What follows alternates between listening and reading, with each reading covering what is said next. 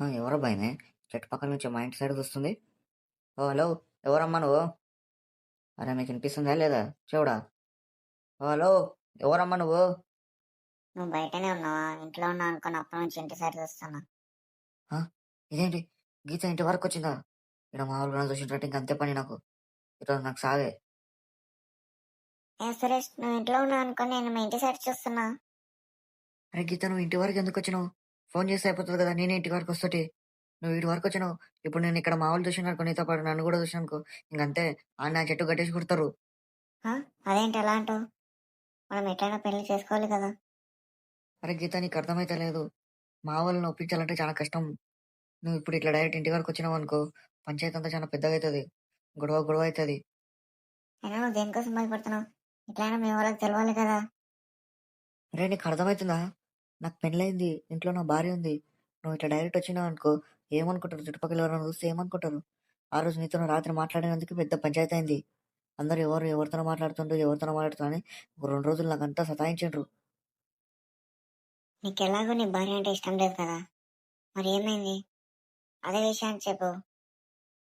నీకు మనం వెంటలా ఇష్టం లేకుండా పెళ్లి చేసుకున్నావని అడుగుతారు నన్ను. అప్పుడు ఏం చెప్పాలి నేను? కట్నం కోసం పెళ్లి చేసుకున్నాను చెప్పాలనా? ఖచ్చితంగా మాట్లాడుతున్నావు. అలా కాదు సురేష్, మా వాళ్ళు నాకు బలవంతంగా పెళ్లి చేసింటారని చెప్పు. దాంట్లో ఏముంది? అంటే ఇప్పుడు ఊరందరి ముందు మా అమ్మ నాన్నదే తప్పు, నాదేం తప్పు లేదని చెప్పాలనా? వాళ్ళు నన్ను ఎంత మంచిగా పెంచిండ్రు, ఎంత మంచిగా చూసుకున్నారు. నా వల్ల వాళ్ళకి చెడ్డ పేరు రావడం నాకు ఇష్టం లేదు గీత. నేనేమన్నా చేస్తా, నీకు ఇష్టం ఉంటే వెయిట్ చేయి, లేకుంటే లేదు. అంతే. అలా కాదు సురేష్, నేను చెప్పేది ఒకసారి విను. నువ్వంటే నాకు చాలా ఇష్టం సురేష్. ఎందుకు అట్లా చేస్తున్నావు? నువ్వే కదా చెప్పావు మన ఇద్దరం పెళ్లి చేసుకుందాం, మంచిగా ఉందామని. ఇప్పుడు ఎందుకు అట్లా చేస్తున్నావు? నేను అదే అంటున్నా గీత. కొన్ని రోజులు వెయిట్ చేయి, ఏదో ఒకటి చేద్దాము. ఇప్పుడు నీకు అంత టైం లేదా అంటే నీ ఇష్టం, నువ్వు వేరే పెళ్లి చేసుకుంటే చేసుకో. ఇది ఇక్కడితోనే ఆపేద్దాం. నువ్వు ఇట్లా ఇంటి వరకు వచ్చి చూస్తా మాట్లాడుతా అది ఇది అంటే ఇంకా ఊర్లో పెద్ద పంచాయతీ అవుతుంది. ఎన్ని రోజులు ఉన్న పరువు అంతా పోతుంది. అలా కాదు సురేష్, నా ఏజ్ కూడా దాటిపోతుంది. మా నాన్న కూడా వెయిట్ చేస్తలేడు. ఆయనతో నేను టార్చర్ భరించలేకపోతున్నా. ఎప్పుడు పెళ్లి చేసుకుంటావు ఆయన ఒకటే అడుగుతున్నాడు. ఇప్పుడు మా నాన్న కోసమన్నా కూడా నేను చేసుకోవాలి కదా. ఇప్పుడు నేను ఇలాగే ఉంటే ఎలా? ఇప్పుడు నేను ఒకటి చెప్తా గీత, మన ఇద్దరి జీవితాలు బాగుండాలంటే మనం విడిపోవడమే కరెక్ట్. ఇప్పుడు నాకంటే పెళ్ళి అయింది, ఇప్పుడు నువ్వు అంటే పెళ్లి చేసుకోవాలి. ఇప్పుడు ఇద్దరం కలవడం అంటే చాలా కష్టం. నువ్వు దీన్ని అర్థం చేసుకొని దీన్ని ఇక్కడితోనే మర్చిపోయి సంతోషంగా వేరే పెళ్లి చేసుకొని ఉండు. ఇంకా ఇప్పుడు నేనంటే గొడవలు ఇవన్నీ పెట్టుకొని మా అమ్మ నాన్నని ఏజ్లో బాధ పెట్టడం నాకు ఇష్టం లేదు గీత. నా లైఫ్ ఇంతే అనుకొని నేను ఇట్లనే ఉంటా. ఇంకా నువ్వు కూడా ఎవరైనా ఒకరు మంచిగా చూసి చేసుకో, మీ నాన్న సంతోషంగా చూసుకో. అలా కాదు సురేష్, నువ్వు లేని జీవితం నేను ఊహించుకోలేను. నా భర్తగా నువ్వు తప్ప నాకు ఇంకెవ్వరు వద్దు సురేష్. ప్లీజ్ సురేష్, అర్థం చేసుకో. నువ్వంటే నాకు చాలా ఇష్టము. నీకోసం నేను ఎన్ని రోజులైనా వెయిట్ చేస్తా.